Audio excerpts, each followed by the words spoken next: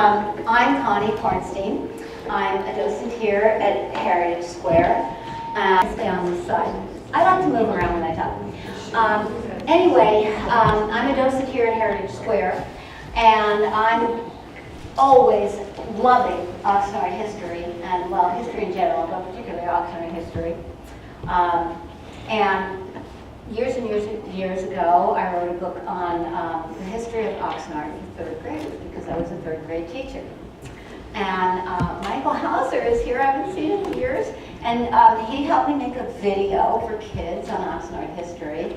And I got up in my time period to about 1910, and then I stopped.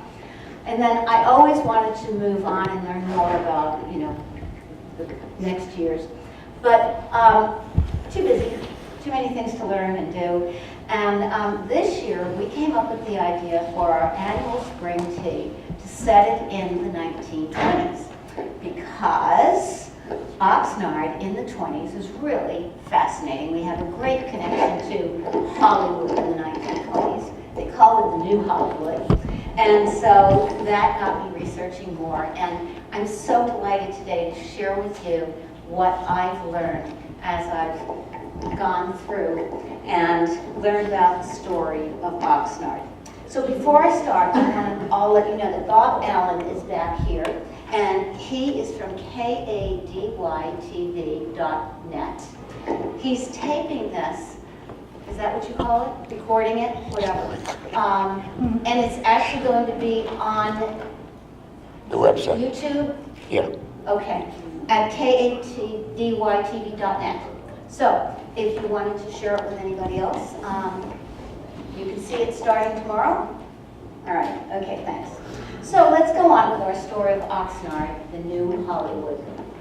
Oh, and by the way, this story has a lot of history in it, and a lot of, my favorite topic is fashion.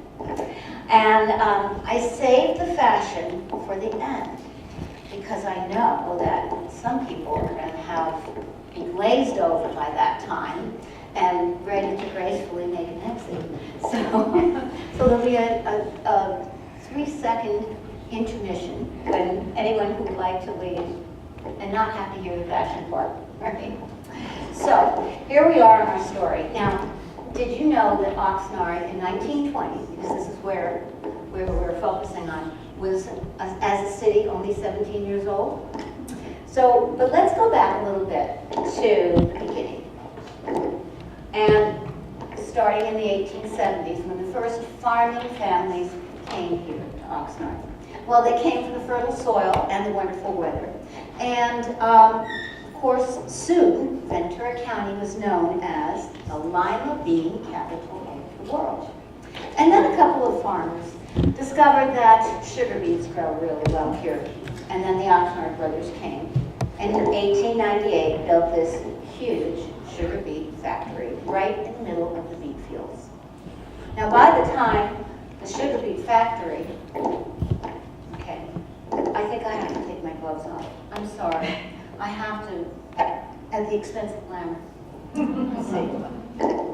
There. By the time the sugar beet factory was finished, there were 1,000 people living here.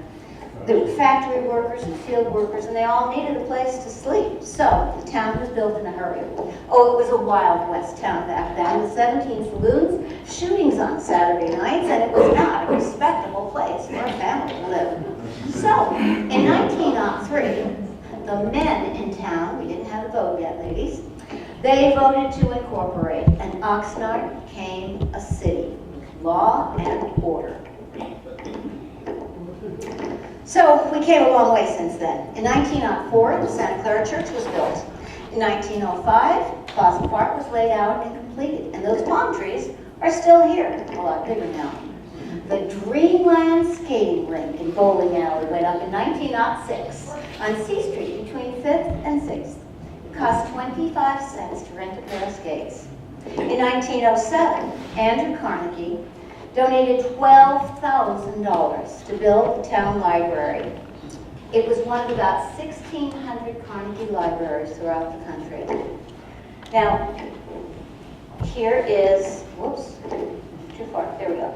Here's a postcard from 1905, when we were fully electrified. Okay, and here's an ad from 1906 from the Out West magazine, encouraging tourists to come to Oxnard. The Hotel Oxnard, was built in 1900, just after the sugar beet factory was built on the corner of 5th and C Streets. Well, population had more than doubled in 10 years, from 1,000 to 2,500. In 1909, the skating rink was converted to an opera house. Touring companies came and vaudeville shows, and there were even moving pictures shown there. In 1911, you could get a ticket for 10 or 15 cents. Sarah Bernhardt performed here in 1913 when she was 70 years old. Oh, there were hypnotist boxing matches, patriotic musicals during World War I, and in 1919, a ticket went up to 50 cents, or $1.50. The pagoda, as you see there, in the middle of Plaza Park, was built in 1910. It was finished just in time for July 4th, when 6,000 people came to town for the grand opening from all over Ventura County. Now keep in mind, we only had a population of 2,500. Now looking at the pagoda, the shorter one there is the view from 1910. The second picture is from 1912. And second, you can see it has the top story added on, well, the middle level actually, was added on in 1911. So we can have a nice bandstand. The Oxnard Hotel burned down in 1910, and the new improved version was completed the following year. Anybody remember that one? It was here into the 1950s, just in case you were just a baby then. And then on one day, in 1913, Oxnard was really the place to be when the New York Giants came to play against the Chicago Red Sox, right here in Oxnard. And Jeff Malhart wrote a book all about that event, and it was actually reenacted in the centennial celebration in 2003. St. John's Hospital, you see, was built in 1914. Now, while the Great War raged in Europe, starting in 1914, the U.S. got involved, as you know, in 1917. On April 16th, what's today's date, the 29th? All right. So, actually, just a couple of weeks ago, it was exactly 100 years since the U.S. got involved in World War I. Now, according to the War Memorial that you see in the picture there at Plaza Park, 11 local soldiers died. Oxnard did its part for the war effort. The sugar beet factory bought $1 million in bonds and sold them to employees for just 10 cents a week. We had a local carnival here, which raised $800 for the war effort. And the Red Cross local aid was formed. Now, in 1918, the worldwide flu epidemic hit Oxnard. Over 200 cases were reported here in one day. On another day, 80 cases were reported in the sugar beet factory alone. All public gathering places were closed. Schools, churches, the opera house, saloons, pool halls, and this was all strictly enforced by the police. There was nothing doctors could do. The hospital was overflowing. After 6 weeks, only the schools and the churches were allowed to reopen. And just when they thought it was all over, a second wave hit in February 1919. So that's a little background bringing you up to 1920. Whoops, sorry, I forgot. One more 1919, and this is exciting because this is when Hollywood discovered Oxnard. So besides being a pioneer in the movie business, Cecil B. DeMille was also exploring aviation. He started the Mercury Aviation Company, the first to travel commercially out of Los Angeles. He hired a World War I pilot to fly into Oxnard. Over 10,000 people came from all over the county just to see the air show. Passengers were picked up at 4th and G Street for a 15-minute ride, which cost $10. Among the passengers were farmers Rice, Nauman, and Orchard. And Mr. A. Levy said that he would go up there for $100,000. Now we come to World 1920. So the war was over, the flu epidemic was over, and it was time to celebrate the prosperity of the new decade.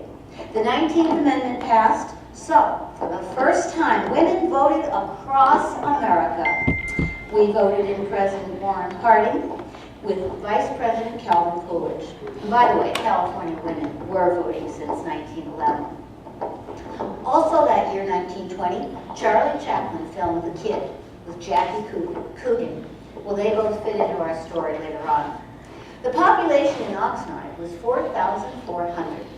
Oxnard had its first Chautauqua. Anybody ever hear of that? It was held in a tent on a vacant lot on 5th Street. Now, this was an assembly. These were popular across America. Chautauqua brought entertainment and culture for the whole community, with speakers, teachers, musicians, entertainers, preachers, and specialists of the day. Theodore Roosevelt was quoted as saying that the Chautauqua is the most American thing in America. Now, also that year, and I took a picture out for some reason. Well, you know how these things happen when you're working with technology. There was a lady who was, some of you may have heard of, she was quite popular in Oxnard, Lucy Hicks. She had a bordello, and that was the year, 1920, that she opened her bordello on 7th and B, not too far from where we are right now. She arrived in Oxnard in 1915, and she worked as a maid and a cook for the Dollins and other prominent local families until she saved up enough money to open her own place. And she was still cooking and catering for the families. Now, I'm going to tell you more about her later, so remember Lucy Hicks. Prohibition was on, and there were crackdowns on illegal booze in Oxnard. The 18th Amendment prohibited the manufacture, sale, and transportation of liquor. Dr. Ira Landreth, a well-known prohibition speaker, told an audience of 250 people at the St. Paul's Methodist Church that alcohol was to blame for World War I. Well, you see, alcohol attacks the brain, and the German nation, raised on beer, was like a drunken man, terrorizing everyone around. Well, in 1920, the first raid on Blind Pigs, which is what we call places selling illegal liquor, took place in Oxnard. Lillian Russell, and a local madam, was arrested for selling drinks for 75 cents each. There were others that were arrested too, selling booze for $16 a pint. City officials had worked hard to dispel Oxnard's earlier reputation as a rowdy little town, and so they cracked down early on illegal booze. Saloons in the China Alley area were targeted, since this was a notorious area for gambling and drinking. For those people who just came in, we do have a few seats if you want to come in. I don't mind you walking. So those people who had previously sold liquor in town, like Myers Saloon, the picture on the bottom there, well, they found other uses for their businesses. Myers turned his saloon into a sandwich shop, and Dolly Gray's saloon turned into a brokerage office. There would be continual raids and crackdowns throughout the next 13 years until Prohibition was overturned in 1933. The Virgin of Stample was the first movie that I found documented to be filmed here in Oxnard, although I'm sure there were others before. Why? Because the Oxnard Beach and the dunes were a perfect double for the desert. And films taking place in the Middle East were very popular at the time. There were no telephone poles to get in the way, and they had perfect weather here, usually. The silent movie starred Priscilla Dean and her husband, Wheeler Oakman. 1921, Babe Ruth broke records and made more money than the president. Albert Einstein was awarded the Nobel Peace Prize in Physics, and White Castle hamburgers originated at 5 cents each. Now, in Oxnard, the Rotary Club formed a community service recreation committee. Oh, they called in experts to come to town to help organize the meeting. It was chaired by Charles Donlin and Richard Haydock, the school superintendent, and Leon Lehman, who owned a big department store downtown. They even had 2 women on the committee, Mrs. Henry Levy and Mrs. J.A. Driffle, whose husband was the manager of the sugar beet factory. And I know some of you recognize some names that I just said from streets and schools that are here. Well, they organized a Christmas pageant on the steps of the Carnegie Library and programs and plays that were in the high school auditorium, drawing as many as 400 people, as well as ball games and dances at which lemonade was served. And the building that you see here was the old high school where they had shows at first, but it became the community center in 1923 after the new high school was built. Now, 1921 was also the year of the Sheik, the movie that put Oxnard on the map.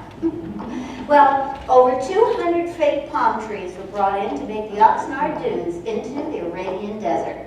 The Sheik starred Rudolph Valentino, who had been in 24 movies before this.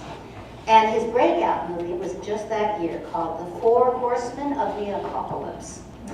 He stole the hearts of female moviegoers, and he quickly became a star. So he was perfect in the role of the Sheik. Can you imagine someone coming to Oxnard like that? The movie defined his career and solidified his image as the Latin lover, making him an international star. Within the first year of its release, the Sheik exceeded $1 million in ticket sales. And by 1922, it surpassed all previous box office records. The Sheik was so popular that the word came to be used when referring to debonair young men. And young ladies were considered Shebas.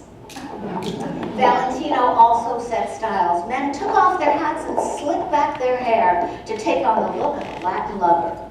Due to the film's success, the last week in November 1921 was declared Sheik Week.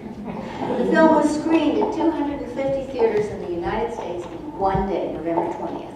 And the film ran for 6 months in Sydney, Australia, as well as 42 weeks in a theater in France. It was the first Valentino film to show in his native Italy. By the way, the Sheik is also the official mascot of the Hollywood High School to this day. Rudy's co-star, you can see her in the picture, was Agnes Ayers, who also found fame in her role in The Sheik. She played a feisty Englishwoman who's overcome by the amorous advances of the Sheik when he abducts her. In Oxnard, the success of the movie set off a stream of tourists visiting to see where it was filmed and where Valentino might have been when he was here. While the movie was filming, it said that all the young ladies in town used any excuse they could to just stop in or just walk past the Oxnard Hotel, which was where he very likely stayed during filming. In 1922, one of the biggest strikes in American history occurred when the Railroad Labor Board cut worker salaries by 12%. 400,000 workers walked off the job. You could get a first-class U.S. postage stamp for 2 cents in those days, and you could buy a brand new Ford for $393. Now in Oxnard, the big news was that the Opera House burned down. But it was considered a fire trap anyway, so no great loss. The new Oxnard High School was completed on 5th Street, and it was designed by A.C. Martin, who also designed the Ventura County Courthouse, the LA City Hall, and many other well-known Los Angeles churches and buildings. He married Carolyn Borchard of Oxnard, and the firm run by his grandson today is still a prominent architectural firm in Los Angeles. That same year, Sunkist opened a packing plant in Waimea. Lima beans and sugar beets were still doing well, but Ventura County farmers began diversifying to citrus. Burning Sands is another silent movie that was filmed here, set again in the desert. Notice the poster in the middle calls it the man's answer to the Sheik. In this movie, the woman follows her man to the desert and pursues him rather than the other way around as in The Sheik. There's a report that the Queen of Sheba, that third poster there, was supposed to be filmed here in Oxnard, also that year. Apparently, they showed up at the train depot with cast and crew and horses and camels. But filming was postponed by the rain and the ever-present Oxnard wind. Well, nowadays, locals at the beach area will say that they love the wind because it keeps the tourists away. The Queen of Sheba was filmed instead in Laguna Beach. In 1923, the Hollywoodland sign was erected to advertise a new housing development in a suburb in the hills above Hollywood. It was only intended to be there for 1 year. King Tut's tomb opened that year, which influenced design and styles of the Art Deco period, including fashion. Walt Disney Company was formed and Yankee Stadium opened. In Oxnard, the big news was that Peacock's Confectionery opened a new building on 5th Street. The picture shows a 4th of July view of 5th Street. And you can see the headline there of all the crowds coming to see the new store. 1924. Well, Clarence Bud Hauser had graduated from the Oxnard High School in 1922 before going on to UCLA. They say that he gained strength by working in the fields here. In the 1924 Summer Olympics in Paris, he won gold medals in shot put and discus. He still holds the world record for discus as the only Olympian to do so ever. William Suhu was born in Oxnard on this same year. His family had come to Oxnard in 1920, and in 1966, he would become the first Chinese-American mayor throughout all of California. He was also the first mayor in Oxnard who was born in the city. Also that year, there was another saloon crackdown. The ever-vigilant Sheriff Bob Clark arrested 15 people in China Alley for selling liquor. Oxnard's first Eisteddfod had been carefully planned for over a year by the Community Service Committee. It was a week-long festival of performances and contests.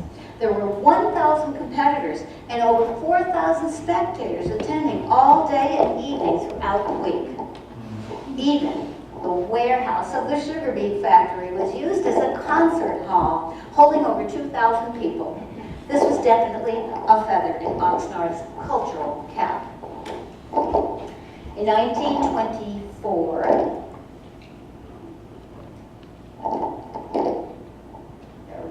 in 1924, two couples got the idea to capitalize on the popularity of the film The Sheik and develop an actors colony along the ocean. Oh, it was a lovely excursion from LA, driving through the countryside, stopping at the Lion Farm in Thousand Oaks, viewing the cattle and the sheep grazing over the rolling hills, and passing the Arabian horses at the Camarillo Ranch, down the grade and onto the fertile land of the Oxnard Plain to the peaceful sea.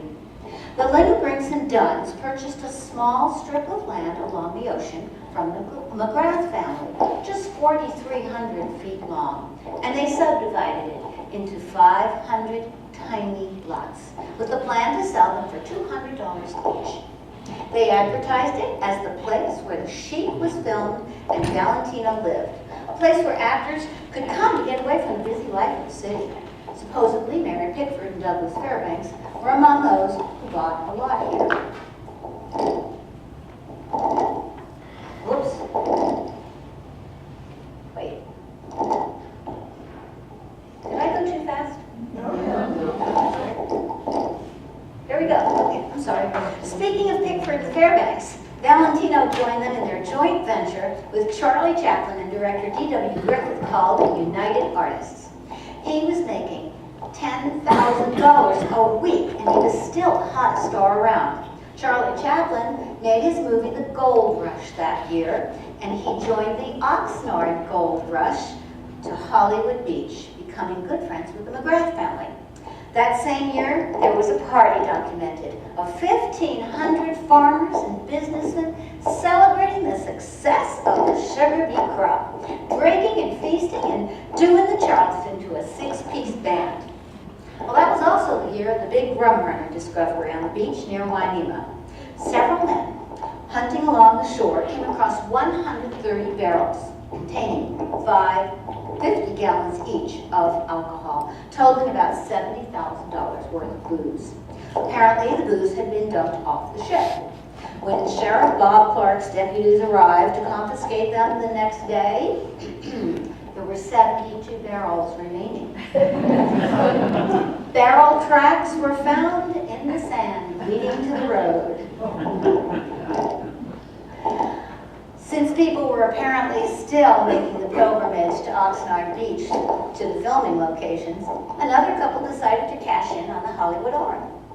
They bought a strip of land along the ocean to the south and bigger than the Hollywood Beach development. They plotted out 876 lots, along with a commercial plaza at the end of Ocean Drive and Santa Monica Avenue. Some of you know where that is. Naming the streets after places of Los Angeles so the stars would feel at home. The land was purchased from Richard Bard, whose father was the pioneer land agent, Senator Thomas Bard. Now, Richard Bard stipulated that there would be a public right-of-way to the ocean, with no private buildings between the lots and the ocean, and easements to allow public access. Clever idea, right? The boardwalk for public use was constructed, and the land stretched all the way to the Wainema Lighthouse at Santa Monica Avenue, which today is the point of entry of the port of Wainema. The boardwalk has since been covered up with shifting sands. And that is the original map that was submitted. Now, somewhere along this time, Oxnard started calling itself the biggest little city on the coast. And you can see a picture up there, that's F Street, a beautiful residential area, and then a business downtown. And of course, Plaza Park in the 1920s was always a wonderful gathering place for young and old. Now, at this time, the public beach that was most often used by the Oxnard locals was still Wainema. At Peacock's Beach Resort, you could rent any type of beach equipment you needed, from an umbrella to a bathing suit. You could take the A Street trolley, which ran right through here, or on the corner of A Street here. You could take that trolley all the way down to the beach, 20 cents each way, and it took 15 minutes to get to the beach. In 1926, while Rudy was still at the top of the charts, a sequel was planned, The Son of the Sheik, in which he played both the Sheik and his son. Now, this time it couldn't be filmed here in the Oxnard Beach, and I'll tell you more about that in a minute. While in New York, preparing for the opening of the new movie, Valentino became suddenly ill with a ruptured stomach ulcer. Surgery was performed, but there was no penicillin yet, so infection set in and he died a few days later. Masses of mourners lined the streets of New York, approximately 100,000 people, which led to a full-blown riot with windows smashed. 100 mounted police appeared on the scene to control the grieving fans. Valentino was only 31 years old. His sudden death and his dramatic party propelled him further into iconic status. 2 weeks after his death, Son of the Sheik opened and was an instant box office hit, grossing $1 million in the first year and eventually more than doubling that. Now, I mention all that because Rudolph's fame, of course, affected Oxnard's fame. So, now we come to the last of the 3 beach communities that were developed and named for Hollywood. With 967 lots, this was the largest community, although today it's the smallest of the 3, and you'll see why when we look at the map in a few minutes. This was a combined project of Los Angeles developers and local businessmen. There are mixed reports about the land, that it was Bard land, part of the Patterson Ranch, and possibly part of the Lehman Ranch. Running through this development was a wide boulevard named after FDR, Roosevelt Boulevard, which is still there today. The streets were named Sunset, Hollywood, Rossmore, Cahuenga, Highland, and Laurel to add some Hollywood flavor and to help convince people that they would be rubbing elbows with the stars. The development backed up to Panama Drive, which bordered Bard's Land and would eventually become the United States Navy base. The mystique of the chic still surrounded Oxnard, and crowds flocked to the new development. Now, here's the reason why some of the chic couldn't be filmed here. The Hollywood by the Sea development was further inland from Hollywood Beach and Silver Strand, but it contained a bubbling artesian spring that formed a lake, as you can see. This lake was the focal point of the new development, and it was the reason why the movie Son of the Sheep could not be filmed here. If you look at the picture, you'll see Rudy and Agnes in the Sheep movie with the lake behind them. And I think that's the same lake that the company is advertising here that would be the focal point of the new development. Now, the streets around the lake in the new development were called Lakeshore Drive and Lakeshore Court, and they still are today. And they were meant to be the elite section of the neighborhood, where the lots were 110 feet long instead of only 75 feet. These lots were reserved for the mansions of the stars. Now here you can see the cars bringing potential buyers to the real estate office. And signs were posted stating, "Sensibly restricted, no shacks, no sheds." Home sites could be purchased for $25 down and $10 a month. The development boasted concrete paved streets, service for water, gas, electricity, and phones. And this community was registered in the county of Ventura, not the city of Oxnard. Notice the boardwalk in the picture on the bottom, leading to the sea. I think that right now that is right where the entrance to the Channel Islands Harbor is. Along the beach, there was a proposed yacht and beach club for the stars and the residents with opportunities for family fun. Take a look at that picture on the top, the girl who is holding the Hollywood by the Sea sign. You're going to see that again if you haven't already. Now, in this picture, that arch, looking under it, you'll see the 1926 car and some people walking along. You get a good idea of 20s fashion here. Notice the woman wearing the short trousers, just like her companion. Shocking. But that would be a fitting sport outfit for a day at the beach. You can see by the way the couple are dressed and the wind that it's not really that warm of a day, but the children are dressed for bathing, which you can still see today if you stroll down the harbor walk to the beach. All the adults are bundled up and the kids are half naked. Notice the bathhouse sign on the building in the upper left. I'm not sure if you can see that. That building was meant to be the bathhouse. By 1927, reports say that there were 100 beach cottages. Apparently, many people purchased the lots but didn't build on them, anticipating that real estate prices would go up and then they'd make a bundle. But a couple of years later, the stock market crashed and that put an end to that real estate boom.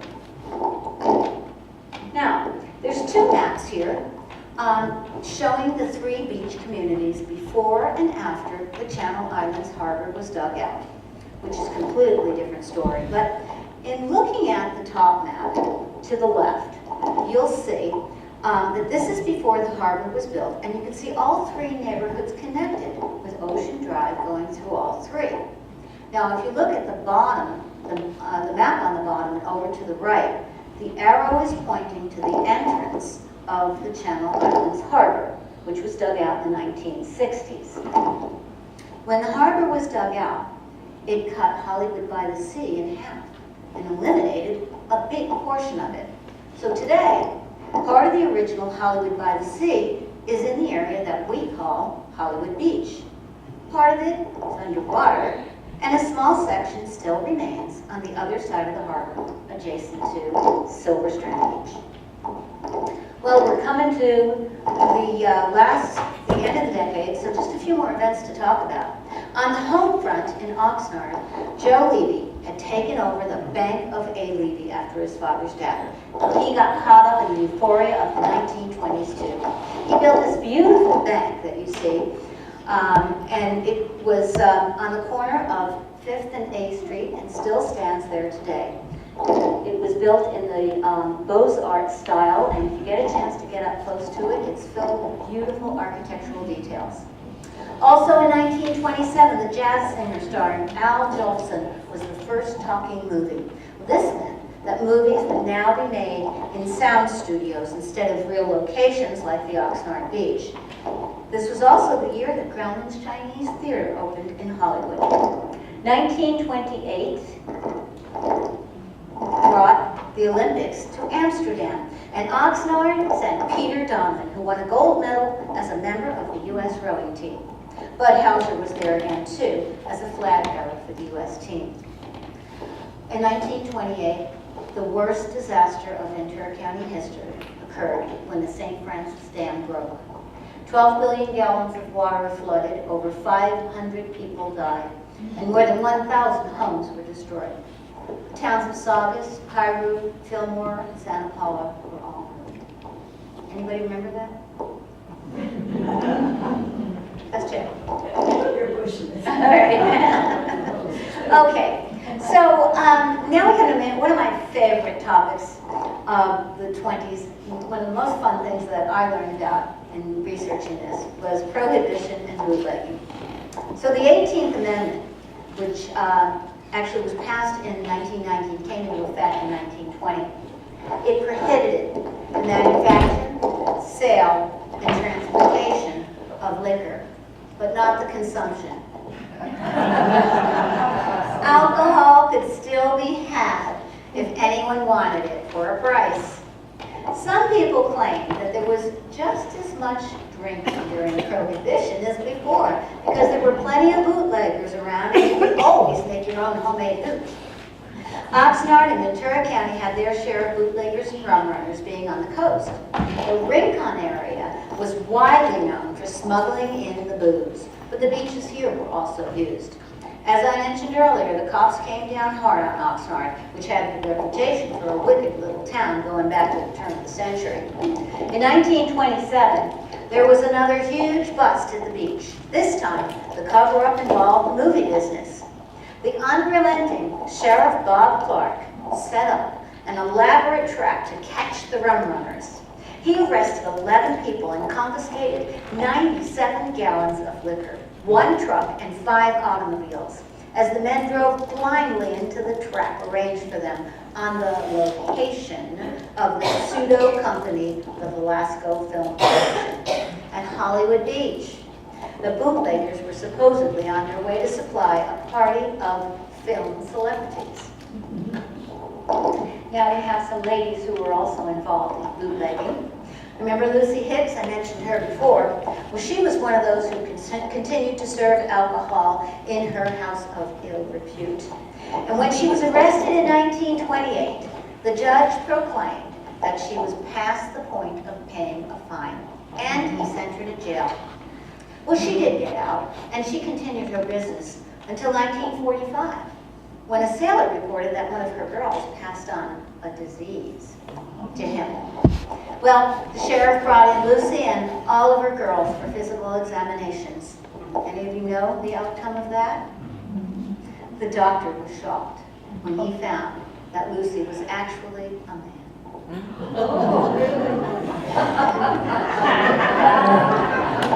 She was put on trial for perjury. And she was convicted and she left town. Now, another interesting woman that you see up here is Sally Stanford. Of course, that wasn't her name back in the 20s. She had her most humble beginnings in Ventura County as a bootlegger. She had a ton of different aliases, and you can see one of them in the mugshot here. She made her own bathtub gin, paying $5 a gallon for the alcohol. She flavored it then with bourbon extract, colored it, and aged it for 48 hours in the bathtub, and then sold it in bottles, and she served it to her clients.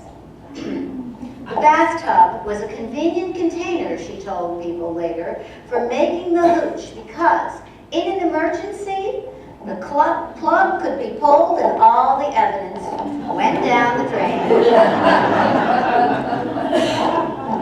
Now, Sally's house back then was on the border of Ventura and Santa Barbara County. The county line ran right through it.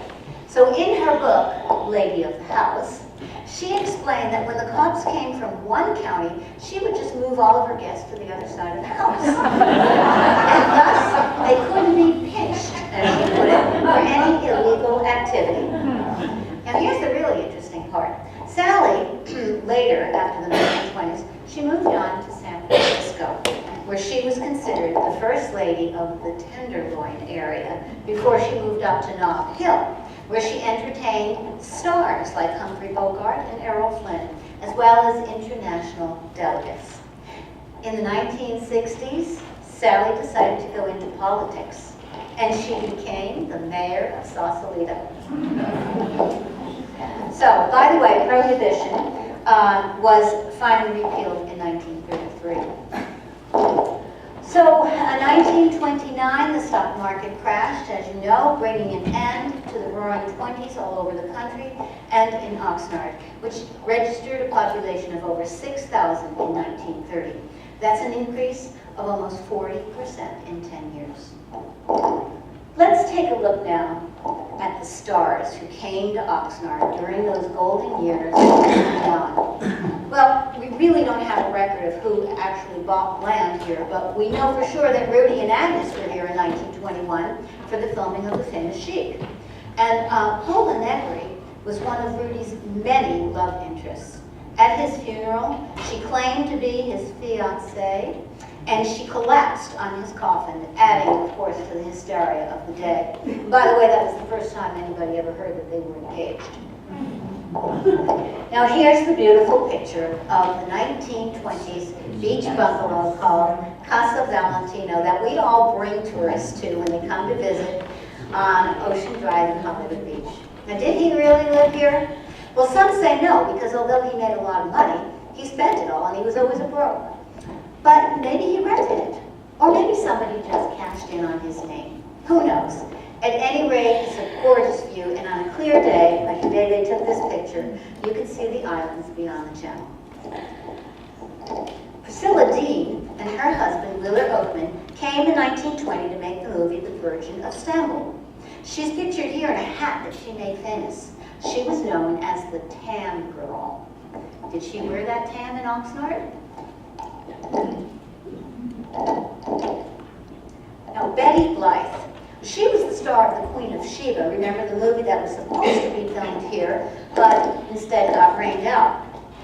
That movie was a bit of a scandal because she was so scantily dressed throughout the movie, even for the 20s.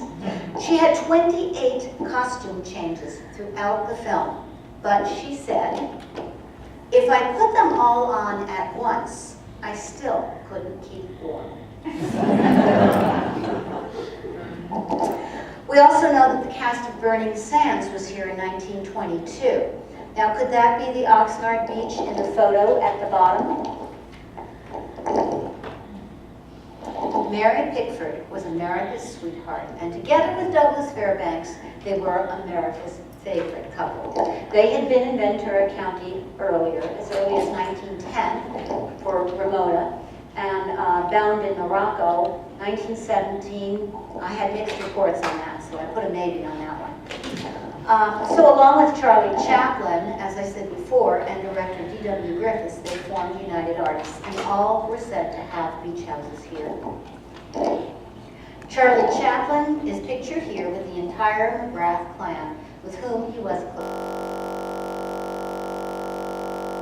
close friend. He is the dapper chap on the left, next to the little girl. He was said to love children, and he discovered Jackie Coogan, who's in the picture of the other picture there as a child. And so perhaps he brought him here too. And here are some of the other stars that were popular at the time who may have come to enjoy the Oxnard air and beaches. Now here's another one we have documented. Clark Gable was an avid duck hunter. Carol Lombard gave up the ritzy life of Oxnard, for a few days anyway, to dress down at McGrath Lake, toting a gun. I don't know if you can see in the picture, but they're both holding guns and dead ducks. There's a house called Windy Gables on Hollywood Beach. Could it have been their love nest? Bogie and Bacall were also said to have been here too. Now she was born in 1924 when he was already 25 years old, so this would have been much later. And then even later than that, we know that stars like Sonny and Cher had a house here, but oh, that's much too recent history for this story. Popular songs of the decade. I wonder if you recognize any of these tunes. Did I hear somebody say every single one of them? Well, so here's the thing, me too. And I wonder, so this is the 1920s, and that's like almost 100 years earlier, right? So I wonder if 90 years from now, people will be sitting and looking at a PowerPoint of tunes from the 2020s and be remembering every single one of them. Somehow I doubt it, right? Yeah, I think we've got some real classics here. No discussion of the 20s would be complete without the Charleston.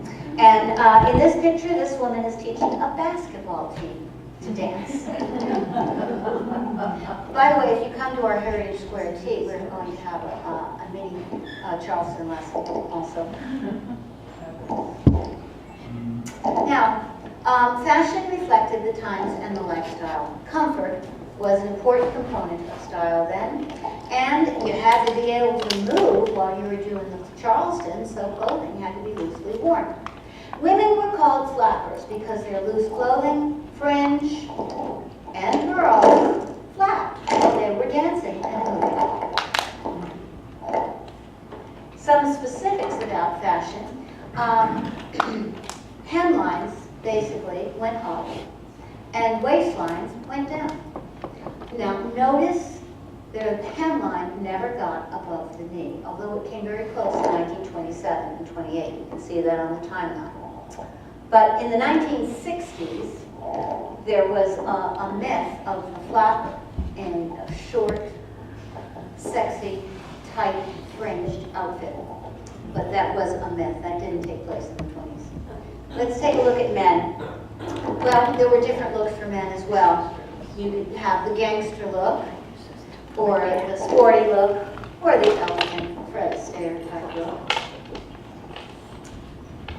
There'll be more on ladies' fashion coming up for those who are interested.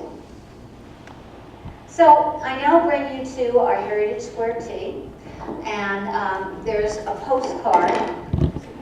There were some postcards at the table. I don't know how many of you were able to pick them up. We have more at the table. Kay is there manning the table.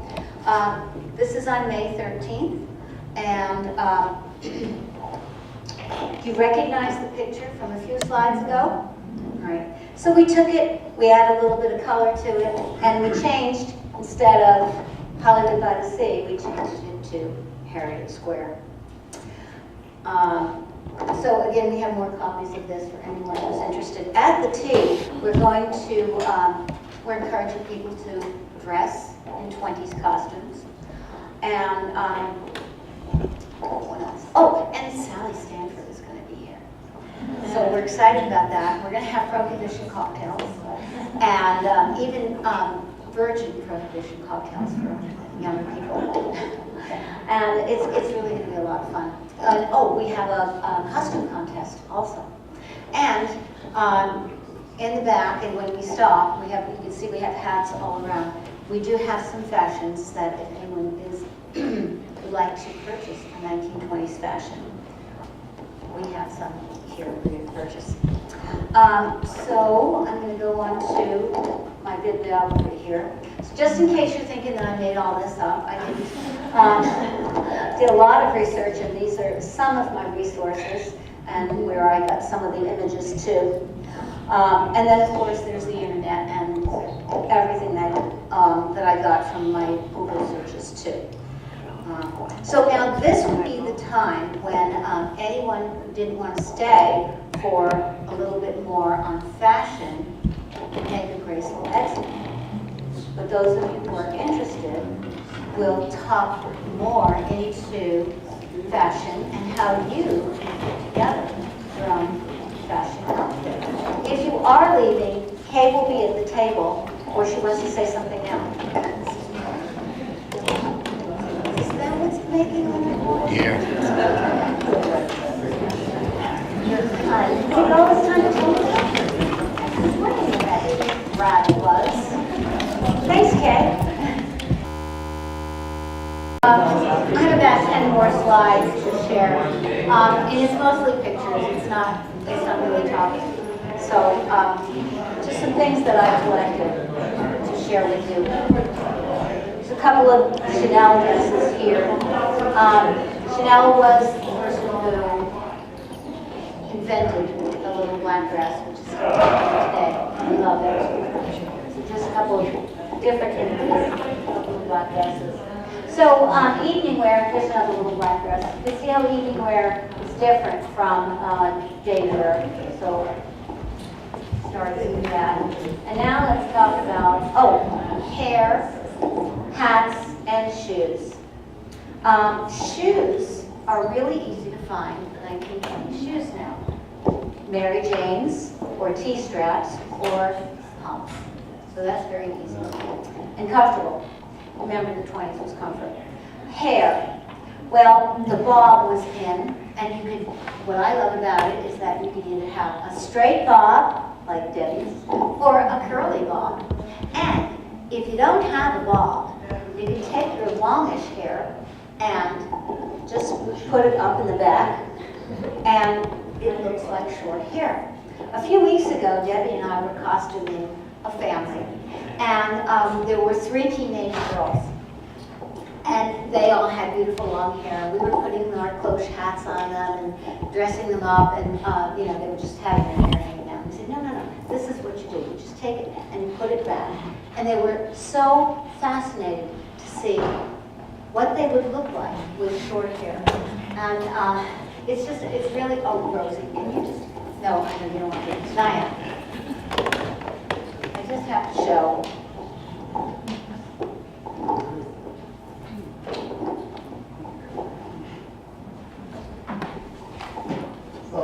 Okay, so let's get you out of the, so you're not being blind.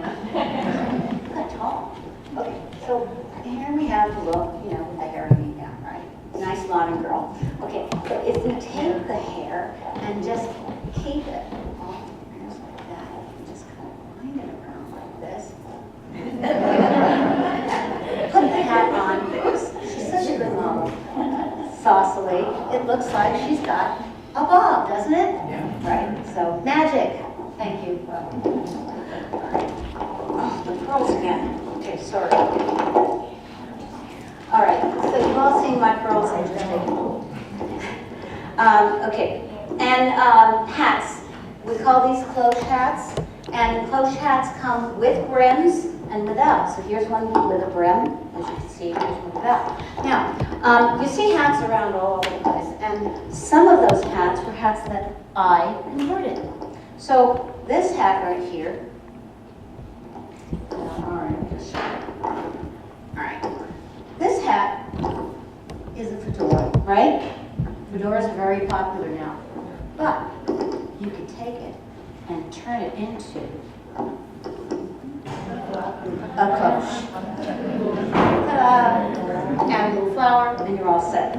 So if you're looking for a 20s hat, just buy a fedora, and then you can convert it. Okay, and by the way, don't forget to always wear your hat rakishly. Tipped. All right. So we talked about hats and hair and shoes, so let's move on. So if you wanted to make your own outfit, and since I started taking off the pearls, I'm going to keep on going here. And put this here. So you want to start off, pardon me while I'm just taking my clothes off. You don't mind, I know. So you want to start off with a dress that has either a straight line, no waist, or a low waist. And it can have a little flare at the bottom, like this does, or not. It can just be straight across. But you don't want a waist, and you certainly don't want a high waist, which is what a lot of our outfits have now. All right. It can be bias cut or not. And the important thing is to get it bigger than you normally buy. I know that's really hard for us. We don't want to admit how big we are. And we always want to get things that are smaller. I mean, you know, if I see a dress that fits me and it's a size 4, I'm buying it. Doesn't matter. But for 20s fashions, I'm buying size extra large because they're supposed to be big and roomy. And remember, that's the 20s look. It's not tight and form-fitting. So now, in this picture, by the way, I got this from this vintagedancer.com, and the rest of the pictures too. This woman has great ideas on how to turn your plain dress that you could buy at a thrift store into a 1920s outfit by adding accessories. So the sash is a big deal, and you can see here I added a sash to mine. And of course, I talked to you already about converting a cloche to a fedora. And please don't forget your beads. Now, let's go to the next one. Did I say everything? Oh, gloves. Oh, gloves are a must. Right. And we already talked about shoes. Okay, now, here's some options for ways that you can use a sash. Right. Notice this is a little hair thing that I just stuck on my sash. Right, so you can do that. And this sash is from another blouse I found in my closet. And you can take ribbons, anything. So you can use that, and then you can also take things and put them on your shoulders for shoulder details, as she has shown there. By the way, I have a good source for flowers, and Holly Jean, are you here? Yes? Okay. Oh, did you bring some flowers too? I didn't this time, but Oh, okay. Right. At RT, Holly Jean is going to be here, and she'll be selling flowers. And look at how nice, just a flower at the shoulder. It just makes it an extra little thing. There we go. Okay, scarves. Of course, we all know how to accessorize with scarves. We have a few scarves for sale back there. You can use fat scarves, skinny scarves, scarves in the middle, scarves off to the side, lots of different ideas. And you can find these pictures, as I said, on vintagedancer.com. Kimono cover-ups. Debbie is wearing a lovely outfit, even though she's in I'm one of trousers. those She's very brazen daring. ladies from the late 20s who actually deigned to wear pants. And she's going to show you how a cover-up can change things. And, okay, I bought this recently at Ross, just for less, all right? But you can see it has that 20s look, so this is just one. Here's another outfit that... Charming Charlie's at the collection has some nice cover-ups too, and some combs, hair pieces that are appropriate for the 20s. So remember Charming Charlie's. Okay, now, guess where I got this? The Oxnard Library has a great gift shop. Right. This I wear over a lot of my 20s dresses. It's great. All right. So those are the cover-ups. And we have some of those back there also. You can see what's being worn underneath it. It's just a plain black dress. Okay. I forgot. Kay is wearing a black dress with a kimono cover-up. And I haven't put the thing around the wall. Right. She forgot her sash, but she didn't forget her pearls, and that's the important thing. All right. And by the way, thrift store finds. All right. Headbands, turbans. Debbie just mentioned that you can get headpieces at Charming Charlie's or Hobby Lobby. Has things like that. Now, the two pictures up top are actually vintage pictures, but the two on the bottom are pictures from Amazon. Okay, sporty outfits from thrift store buys. Again, you just start off with a skirt and a roomy top. We have a couple like that back there. You can add a tie to it and a cap, or you can add a cardigan to it. All 20s looks.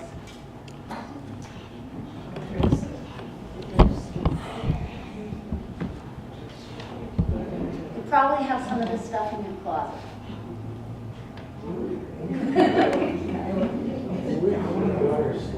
Okay, the little black dress again. Can't say enough about that little black dress. Oh, and how could I forget? That's my pearls and a boa. That's my boa things. Okay, and these are just some looks, some different silhouettes of looks from the 20s. Give you ideas. All right. And that's the end.